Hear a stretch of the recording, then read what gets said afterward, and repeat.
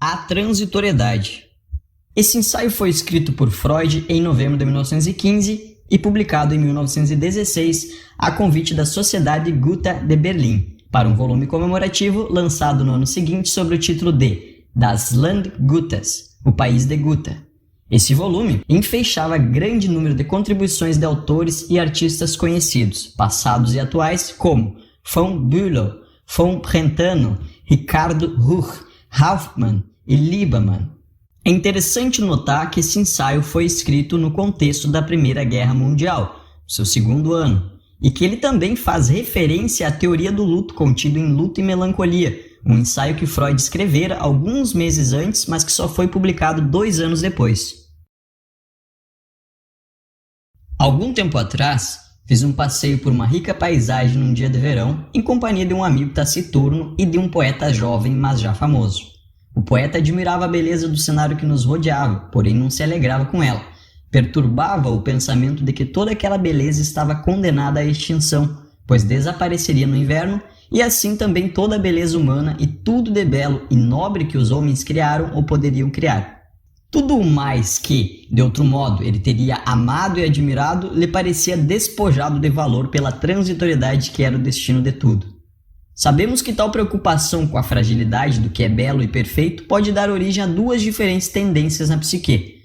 Uma conduz ao doloroso cansaço do mundo, mostrado pelo jovem poeta, a outra à rebelião contra o fato constatado. Não é possível que todas essas maravilhas da natureza e da arte do nosso mundo de sentimentos e do mundo lá fora venham realmente a se desfazer em nada. Seria uma insensatez e uma blasfêmia acreditar nisso. Essas coisas têm de poder subsistir de alguma forma, subtraídas às influências destruidoras. Ocorre que essa exigência de imortalidade é tão claramente um produto de nossos desejos que não pode reivindicar valor de realidade. Também, o que é doloroso pode ser verdadeiro. Eu não pude me decidir a refutar a transitoriedade universal, nem obter uma exceção para o belo e o perfeito. Mas contestei a visão do poeta pessimista, de que a transitoriedade do belo implica sua desvalorização. Pelo contrário, significa sua maior valorização. Valor de transitoriedade é valor de raridade no tempo.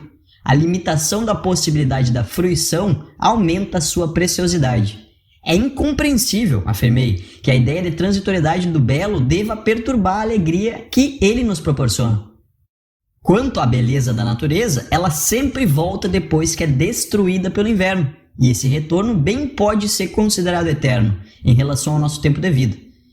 Vemos desaparecer a beleza do rosto e do corpo humano no curso de nossa vida, mas essa brevidade lhes acrescenta mais um encanto.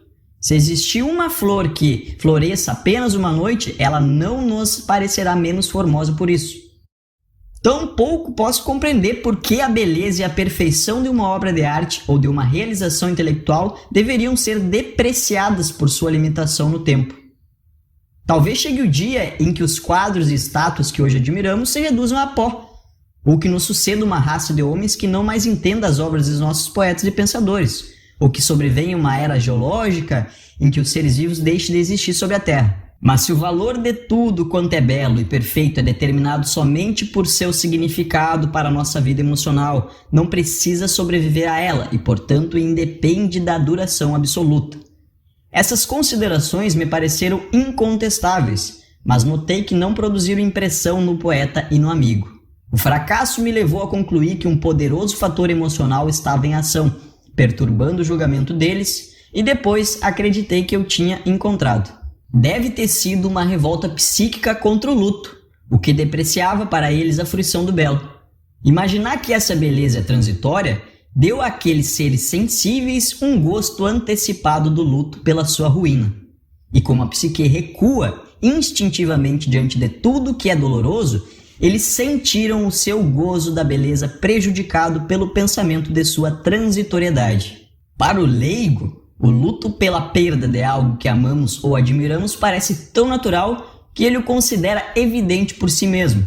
Para o psicólogo, porém, o luto é um grande enigma, um desses fenômenos que em si não são explicados, mas a quem se relacionam outras coisas obscuras. Nós possuímos, assim imaginamos, uma certa medida de capacidade amorosa, chamada libido, que no começo do desenvolvimento se dirigia para o próprio eu. Depois, mas ainda bastante cedo, ela se dirige para outros objetos, os quais, por assim dizer, incorporamos em nosso eu. Se os objetos são destruídos, ou se os perdemos, nossa capacidade amorosa, a libido, é novamente liberada. Pode então recorrer a outros objetos em substituição ou regressar temporariamente ao eu. Mas por que esse desprendimento da libido de seus objetivos deve ser um processo tão doloroso? Isso não compreendemos e não conseguimos explicar por nenhuma hipótese até o momento. Só percebemos que a libido se apega a seus objetos e, mesmo quando dispõe de substitutos, não renuncia àqueles perdidos. Isso, portanto, é o luto. A conversa com o poeta aconteceu no verão antes da guerra. Um ano depois, rompeu a guerra e despojou o mundo de suas belezas. Destruiu não só a beleza das paisagens por onde passou e as obras de artes que deparou no caminho, mas destroçou também nosso orgulho pelas realizações da cultura, nosso respeito por tantos pensadores e artistas, nossa esperança de uma superação final das diferenças entre povos e raças. Maculou a altiva imparcialidade de nossa ciência, mostrou nossa vida instintiva em toda a sua nudez, liberou maus espíritos que existem em nós, os que julgávamos domados para sempre por séculos de educação através das mentes mais nobres. Tornou nosso país novamente pequeno e o resto do mundo novamente distante. Despojou-nos de muitas coisas que amávamos e revelou a fragilidade de tantas outras que acreditávamos sólidas. Não é de estranhar que a nossa libido, tão empobrecida de objetos, tenha se ligado com intensidade tanto maior àquilo que nos restou, que o amor à pátria, a ternura pelos mais próximos e o orgulho pelo que temos em comum tenham se fortalecido subitamente. E aqueles outros bens, agora perdidos, tornaram-se realmente sem valor para nós, por terem se revelado tão frágeis e sem resistência? Muitos entre nós pensam assim, mas afirmo outra vez. Creio que os que têm essa opinião e parecem dispostos a uma renúncia permanente, já que o precioso não demonstrou ser durável, acham-se apenas em estado de luto pela perda. Sabemos que o luto, por mais doloroso que seja, acaba naturalmente. Tendo renunciado a tudo o que perdeu, ele terá consumido também a si mesmo e a nossa libido estará novamente livre, se ainda somos jovens e vigorosos, para substituir os objetos perdidos por outros novos, possivelmente tão ou mais preciosos que aqueles. Cabe esperar que não seja diferente com as perdas dessa guerra. Superado o luto, perceberemos que a nossa elevada estima dos bens culturais não sofreu com a descoberta da sua precariedade. Reconstruiremos tudo o que a guerra destruiu e talvez em terreno mais firme e de modo mais duradouro do que antes.